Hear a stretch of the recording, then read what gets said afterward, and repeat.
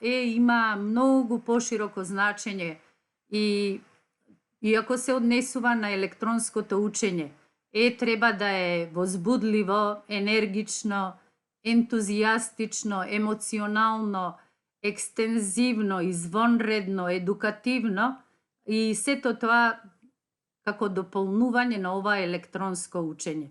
Зашто мора да внимаваме и какви ресурси, односно какво учење ќе биде понудено, за да го задржиме и вниманието на учениците кои што сето тоа треба и да го користат. Електронско учење е тип на образование преку компјутерска технологија и со вклучување на дигитални технологии. Дигиталната технологија е поширок поим кој ги вклучува сите уреди и технологии кои користат дигитални сигнали, додека компјутерската технологија се однесува на примена на компјутери и софтвер за решавање проблеми. Многу често денес ке се сретнете со описот на електронското учење како педагогија вооружена со дигитална технологија. Програмата на учење е промовирање на ИКТ за доживотно учење, а се фокусира за унапредување на повеќе компоненти.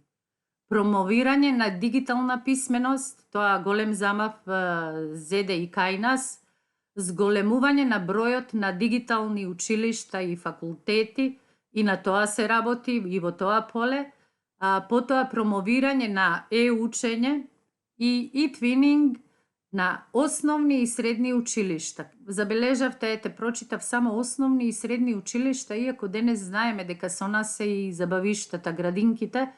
Арно првично 2004-2005 година се сметаше дека ова платформа ќе биде наменета само на основни и средни училишта, а како што отидовме и на ЕСЕП, па се додават и факултетите, зашто знаете дека тие се многу активни во Еразмус, а денес веќе не може ни иту еден Еразмус проект да помине ако не претходно не помине како и твининг.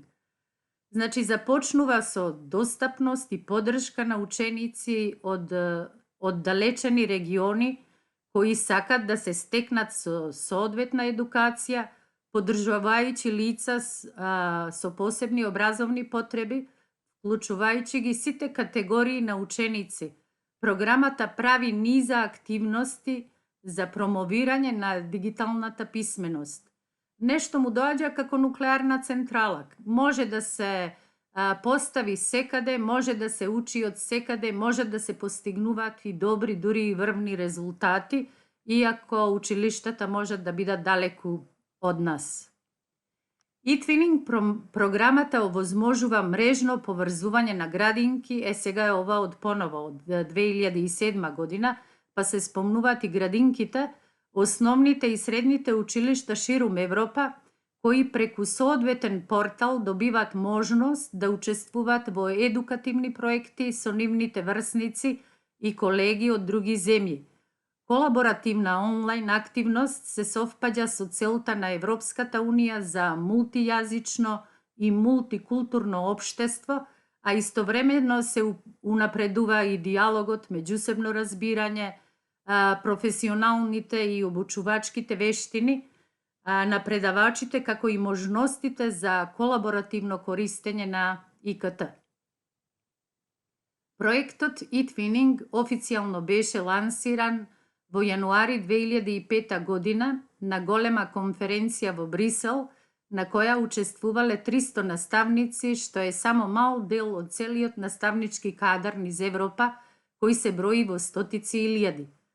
Проектот е со визија на образование на Европска Унија да се зголеми соработката и меѓусебното учење меѓу европските земји на сите нивоа, почнувајќи односно почитувајќи ги националните одговорности за организација и структура на образовните системи. Значи, без да ја менуваме програмата, дома останува секако што треба, арно, ама секогаш можеме да се приклучиме во некој проект кој што можеме да го имплементираме и во нашата настава.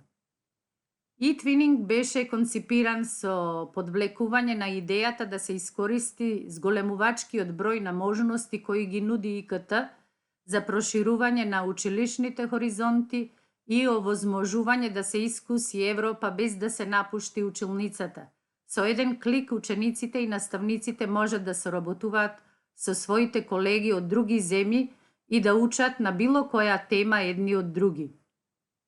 eTwinning од 2007 година како дел од Камениус програмата на ЕУ за училишна едукација ги надмина сите очекувања во поглед на стапката на учество што се должи делумно и на bottom-up пристапот и флексибилниот дизајн кој ги ослободува и вклучува инволвираните страни.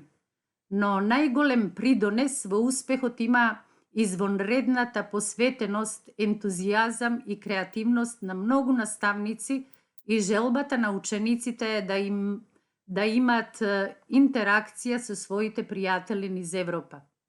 eTwinning им нуди на училиштата инфраструктура за колаборација, поддршка и идеи, како и цел ранг на можности за професионален развој на наставничкиот кадар, а она што го прави уште поспецијален е елементот што го стават во проектот учениците и наставниците.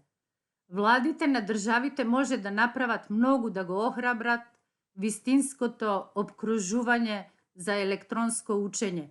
Степенот на имплементација на електронското учење во едукативната и во бизнис сферата е обратно пропорционално со богатството на една земја. Колку што е посиромашна земјата, толку пофокусирани треба да се напорите да се поддржи електронското учење, да биде достапно за сите. Термините пак онлайн учење, онлайн едукација означуваат веб-базирано учење. Нови изрази кои го прошируваат нивното значење се М-учење со користење на мобилните технологии.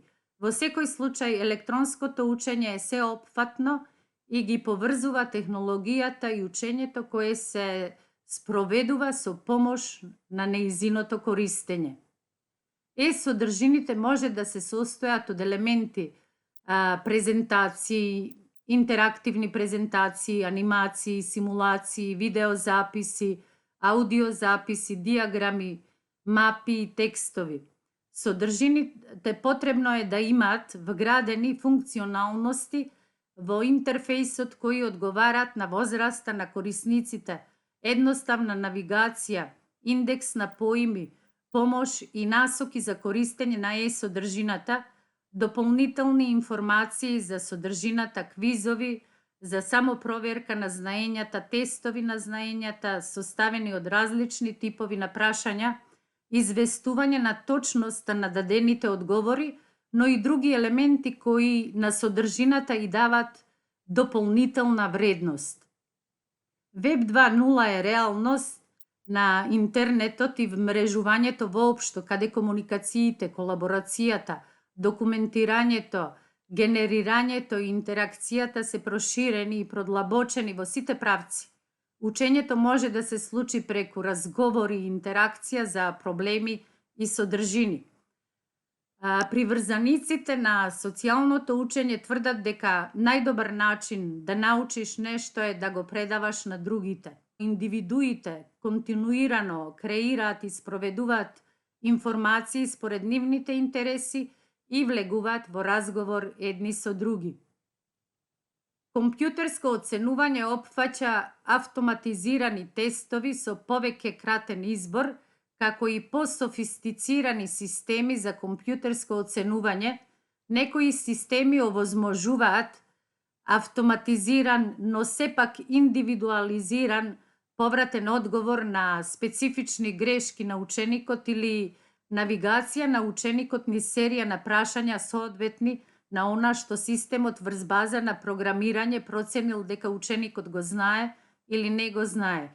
Ако точно не одговорил на некое прашање, му дават некое од некое пониско ниво и така да се утврди дали воопшто знае или стасал до некакво ниво во своето знаење и треба да продолжи. Категоризација на комуникацијските технологии кои се користат во учење на асинхрони и синхрони Асинхроните активности преку блогови, дискусиони групи, социјалните мрежи, имејл пораки, форуми, означуваат возможност на секој партиципант да биде вклучен и да даде свој придонес во дискусијата без временска или просторна условеност со другите партиципанти. Значи, кога е слободен, кога може, ќе остави коментар или ќе достави нешто што ќе биде побарано од сите. Додека синхроните активности подразбираат размена на идеи и информации со еден или повеќе партиципанти во ист временски момент. Виртуелните училници и видеоконференциите често користат микс од комуникациони технологии. Квалитетот на образовниот систем како примарен креатор и дистрибутор на знаење има институционалност и контрола. Комплексниот процес на знаење се состои од 3 фази: трансфер, асимилација, интерпретација и дистрибуција на информацијата.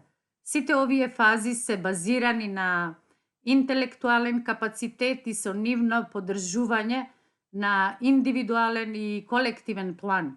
Се создава знаењето со непроценлив квалитет. Општеството треба да учествува, а не само како спроводник на информации, туку треба и да обезбеди и дисперзија на информациите низ процесот на социјализацијата. Електронското учење бара поголема созреаност и самодисциплина од учениците отколку традиционалниот тип на едукација, што објаснува поголемиот број на ученици кои се откажуваат од учење во споредба со конвенционалното учење. Учењето е претежно социокогнитивна активност. Не секој ученик ќе го смета електронското учење соодветно на неговиот стил на учење, а на некои ќе им биде здодевно или застрашувачки да работат со компјутер, други сметат дека ваквиот начин на учење е интересен и ефективен, но сепак го преферираат традиционалното учење поради реалното искуство и дружење во училиштето. И двата вида на учење имат своји предности и своји недостатоци.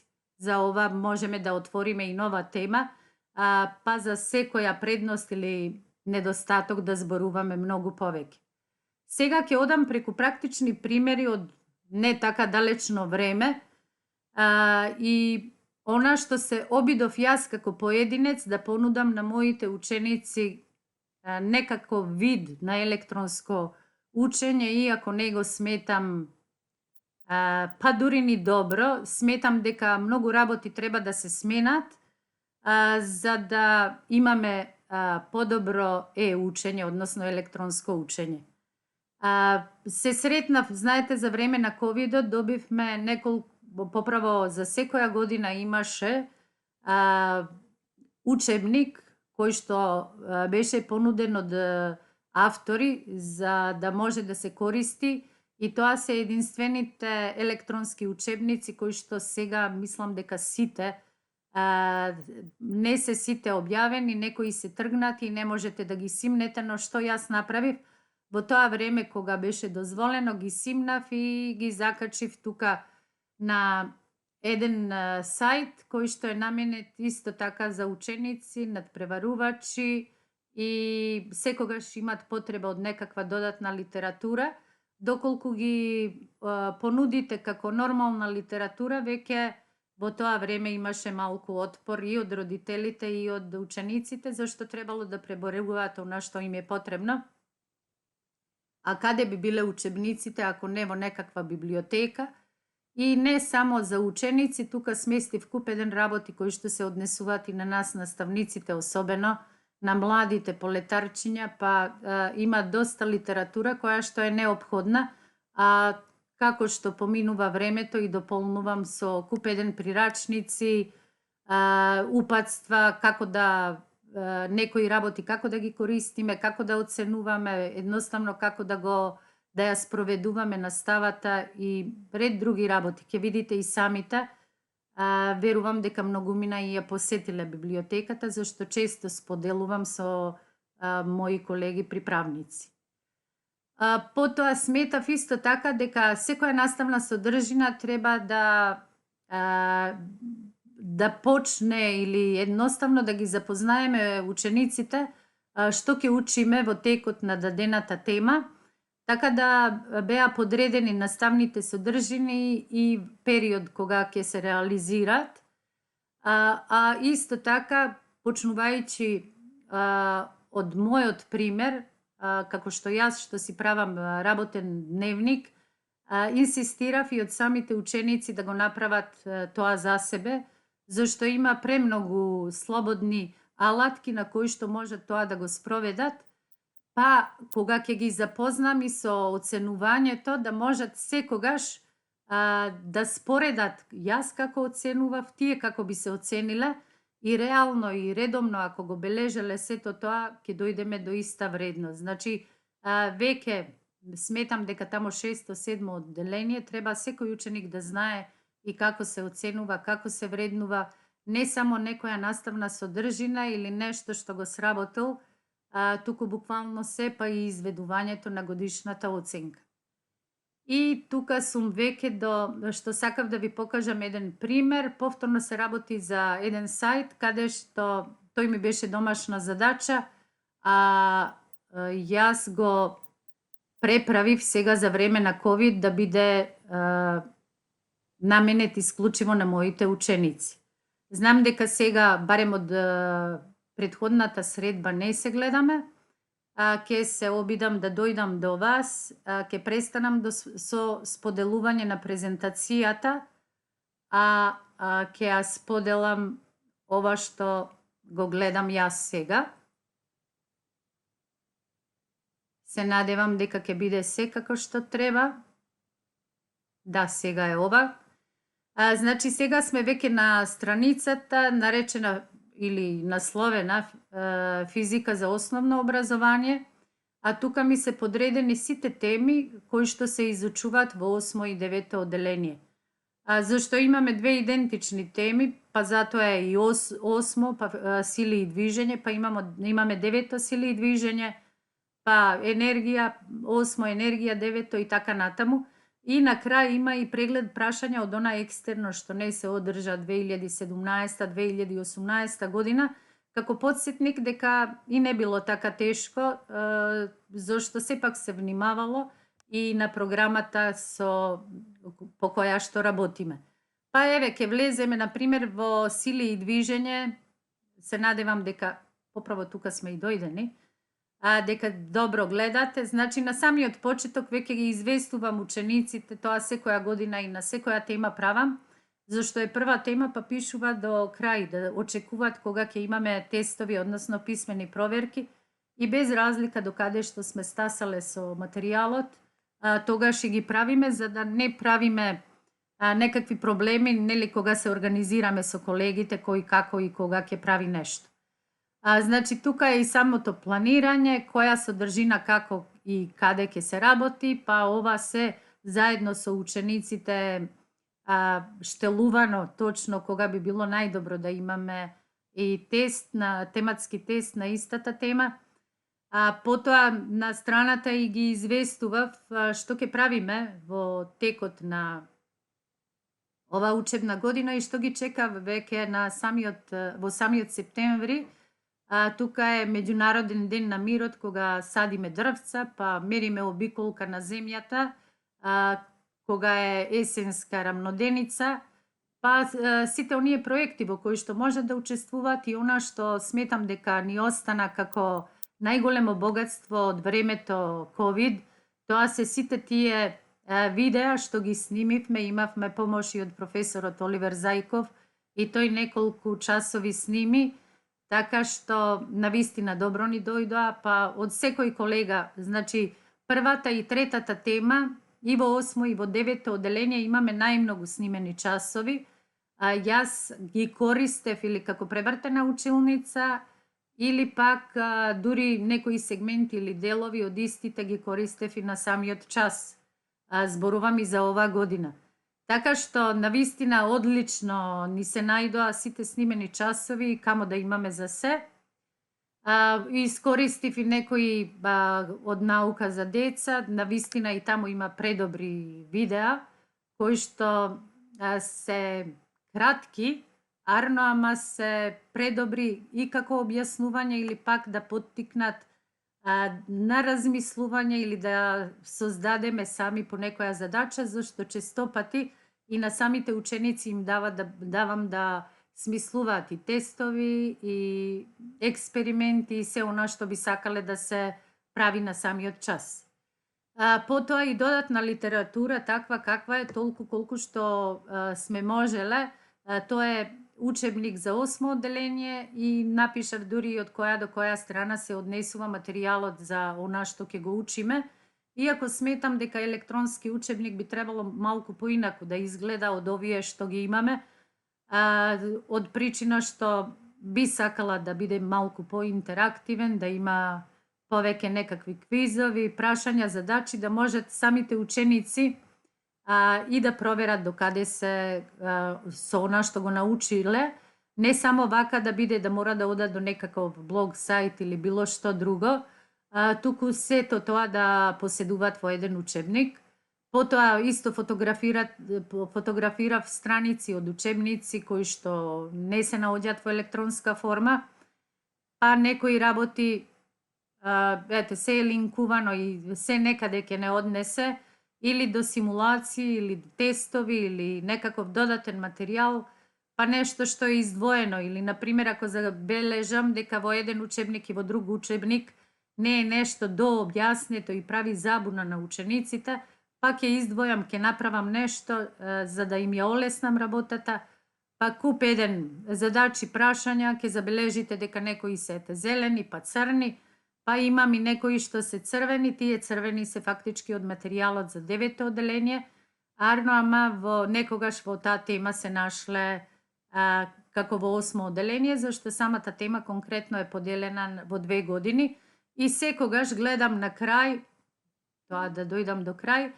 да имате листа за проверка на оценување на презентација, зашто правиме презентации, па експеримент, па сумативно оценување на крај од учебна година, тоа задолжително оди, па и твининг проекти кои што ги нудам, за да можат и самите да разгледаат доколку им се допадне тема или нешто друго да се приклучат. И сега само на кратко ќе отидам кај електрични и магнетни појави, зашто мислам тоа денес баш разгледувавме со децата.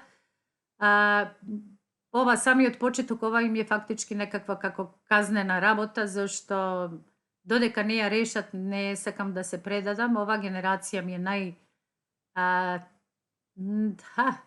ескивираат, едноставно немат желба да учат, а сакат се да дојдат до добри оценки или до нешта по линија на послаб отпор. И од таа причина задолжително им ставам критериуми за оценување, буквално за се што прават, има на куп еден падлети, објаснувања како се вреднува една презентација, усен одговор, есе и се. Така што и тука може да се види и на крај се и отворени образовни ресурси, тоа е тема која што ќе продолжам во март, уште малку подготвив некои работи, ама сметам дека ќе биде и премногу и нема потреба за денес, зашто скоро половина час сме заедно, па само ќе продолжам, зашто фактички отворен образовен ресурс не е ништо она туку што го создаваме и што го споделуваме.